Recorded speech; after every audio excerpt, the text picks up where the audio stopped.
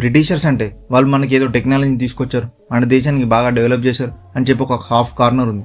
మన పాఠ్య పుస్తకాల్లో కూడా వాళ్ళు మన కోసం ఏదో చేశారని చెప్పి ఉంటుంది. కానీ వాళ్ళు మన దేశంకి రాకముందే మన దగ్గర సంపద సంస్కృతిని తెలుసుకోవాలి, దోచుకోవాలనే ఒక ఉద్దేశంతో వచ్చారు. దోచుకోవడం మాత్రమే కాదు, మన దేశంలో వీళ్ళు దుర్మార్గాలు, దౌర్జన్యాలు ఎంతో మందిని చంపేశారు.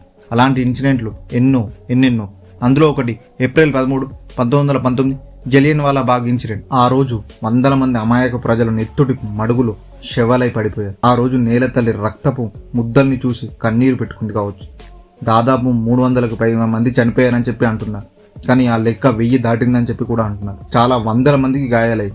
ఇంతకీ ఇన్సిడెంట్ ఎందుకు జరిగింది, దానికి గల కారణాలు, దాని తర్వాత పరిణామాల గురించి ఈ వీడియోలో తెలుసుకుందాం. వీడియోలోకి వెళ్లే ముందు జలియన్ వాలా బాగ్ కంటెంట్ అందరికీ తెలుసు, కానీ దానిలో డీప్గా ఏం జరిగిందని క్లియర్గా తెలియదు. అది తెలపడానికే మేము ముందుకు వచ్చాం. So please like, share and subscribe the channel.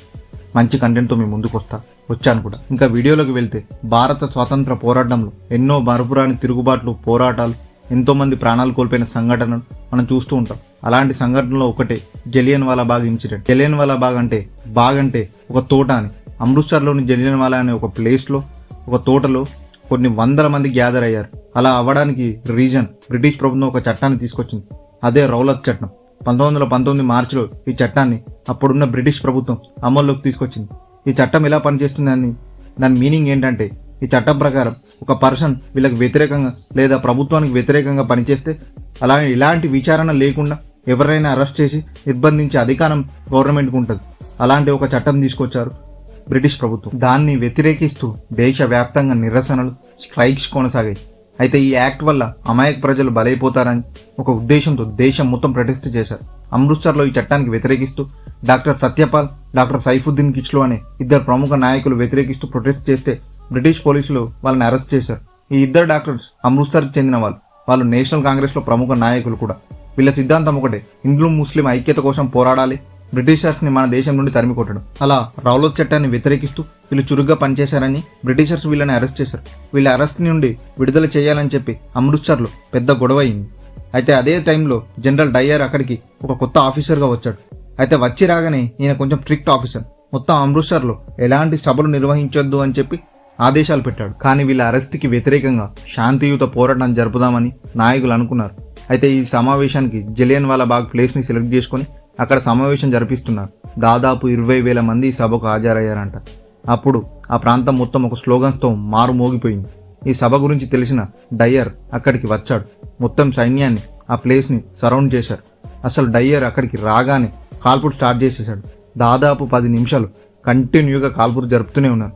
1600 రౌండ్లు కాల్చారంట. అక్కడున్న ప్రజలు తప్పించుకొని బయటకు పోదామని చెప్పి చూసినా కూడా ఒక్క గేట్ కూడా లేకుండా అన్ని బ్లాక్ చేసేశారు. చిన్నపిల్లలు, ముసలివాళ్ళు ఇలా చాలా మంది చనిపోయి నేల కొరిగారు. కొంతమంది అయితే ప్రాణాలు కాపాడుకోవాలనే ఆశతో అక్కడ బాగుంటే ఆ బావిలో దూకేశారు. తొక్కేసలాటలో కూడా చాలా మంది చనిపోయారు. ఆ రోజు అక్కడ ప్రజలకు ప్రత్యేక రోజు కూడా. వాళ్ళ బైశాచి పండుగ కూడా అదే రోజు. వాళ్ళ జీవితంలో విషాదం నింపింది. అప్పటి బ్రిటిష్ ప్రభుత్వం లెక్కల ప్రకారం 379 మంది చనిపోయారు, 1200 మంది పైగా గాయపడ్డారని చెప్పారు. కానీ అంతకన్నా ఎక్కువే, దాదాపు 1000 మందికి పైగా చనిపోయారంట. ఈ ఘటన తర్వాత దేశం మొత్తం స్వాతంత్ర పోరాటానికి ఒక మలుపు తిరిగింది. బ్రిటిషర్స్పై వ్యతిరేకత పెరిగింది. రవీంద్రనాథ్ ఠాగూర్ గారు దీనికి నిదర్శనగా ఆయనకి ఇచ్చిన సర్ బిరుదును కూడా వాపస్ ఇచ్చారు. అమాయకపు ప్రజల ప్రాణాలు తీసిన జనరల్ డయ్యర్ను బ్రిటిష్ ప్రభుత్వం ఏమీ కూడా అనలేదు. కొంతమంది అతని చర్యను వ్యతిరేకించినా చాలామంది సమర్థించారు. ఆయనకు తగిన శిక్ష కూడా విధించలేదు. అయితే హంటర్ కమిషన్ వేసింది బ్రిటిష్ గవర్నమెంట్ ఉద్యమ నాయకుల ఒత్తిడితో. అయితే గిరిధర్ లాల్ అనే వ్యక్తి ప్రత్యేక సాక్షిగా అక్కడ జరిగిన ఇన్సిడెంట్ గురించి చెప్పాడు. అయితే వాళ్ళు ఇలా ఎందుకు చేశామని కమిషన్ అడిగితే మా జనరల్ డయ్యర్ మాట్లాడుతూ, నేను చేసింది కరెక్టే, ఇంకా నా దగ్గర మందుగుండ్ల సామాగ్రి అయిపోయింది, లేకపోతే ఒక్కరు కూడా ప్రాణాలతో ఉండేవారు కాదు అని చెప్పాడంట. దీన్ని బట్టి అర్థం చేసుకోవచ్చు డయ్యర్ ఎంత క్రూరుడని. ఇతన్ని మాత్రం 2000 pounds and defender of the British అని బిరుదిచ్చి పంపించారు. కానీ ఇందులో ముఖ్య పాత్ర పోషించిన ఇద్దరు డయ్యర్లకి ఎలాంటి శిక్ష వేయకుండా ఇంగ్లాండ్కి పంపారు. కొద్ది రోజులకి ఈ జనరల్ డయ్యర్ మృతి చెందాడు. ఈ ఘటన భగత్ సింగ్ లాంటి యువ స్వాతంత్ర నాయకుల్ని పుట్టించింది. ఇందులో మరొకరి పాత్ర కూడా ముఖ్యంగా ఉంది. అతనే ఉద్దయ్ సింగ్ ఈ మరణకాండకి సాక్షిగా ఉన్నాడు. ఈయన గురించి తెలుసుకోవాలంటే, ఉద్దయ్ సింగ్ ఒక అనాథ. అమృత్సర్లోని సెంట్రల్ కల్సా అనే అనాథాశ్రయంలో పెరిగాడు. ఈ ఘటన దగ్గరుండి చూసిన తర్వాత విప్లవ రాజకీయాల వైపు ఉద్దయ్ సింగ్ మలిగాడు. 1924లో బ్రిటిష్ పాలనను కూలదోయడానికి ఉద్దయ్ సింగ్ గదర్ అనే పార్టీలో చేరి విదేశాల్లో ఉన్న భారతీయులను ఒక గూటన చేర్చాడు. అయితే 1927లో భగత్ సింగ్ ఆదేశాల మేరకు ఇతనికి 25 మంది సహచరులతో ఇండియాకి తిరిగి వస్తుండగా అరెస్ట్ చేశారు. 1931 వరకు జైల్లోనే ఉండి విడుదలైన తర్వాత ఒక కన్ను ఉంచాలని చెప్పి పోలీసులు ఆదేశించారు. కానీ అందరి కళ్ళు కప్పి లండన్ చేరుకుని ఇంజనీరింగ్ ఉద్యమంలో చేరాడు.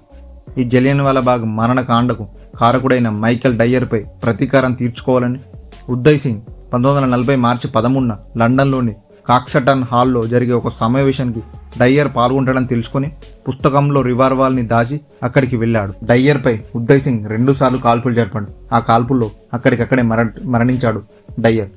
దాని తర్వాత అతన్ని అరెస్ట్ చేశారు. 1940 జూలై 31న ఉదయ్ సింగ్ని లండన్లోని పెంటన్ విల్లే జైల్లో ఉరితీశారు. అతను జైల్లో ఉన్నప్పుడు రామ్ మహమ్మద్ సింగ్ ఆజాద్ అని తనకు తానే పిలుచుకున్నాడు. ఇది అన్ని మతాల ఐక్యతను తెలుపుతుంది. అలా మన దేశ ప్రతీకారాన్ని ఉదయ్ సింగ్ కొంచెం నెరవేర్చుకున్నాడు. 1961 ఏప్రిల్ 13న జలియన్వాలాబాగ్ ఇన్సిడెంట్ జరిగిన ప్లేస్లో భారత ప్రభుత్వం స్తూపాన్ని చిహ్నంగా ఆవిష్కరించింది.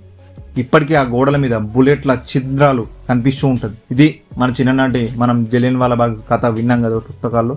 ఆ కథ నిజం ఏంటి అనేది ఈరోజు మీకు నేను చెప్పడానికి ట్రై చేశాను. సో నచ్చితే ప్లీజ్ లైక్ అండ్ షేర్. జై హింద్.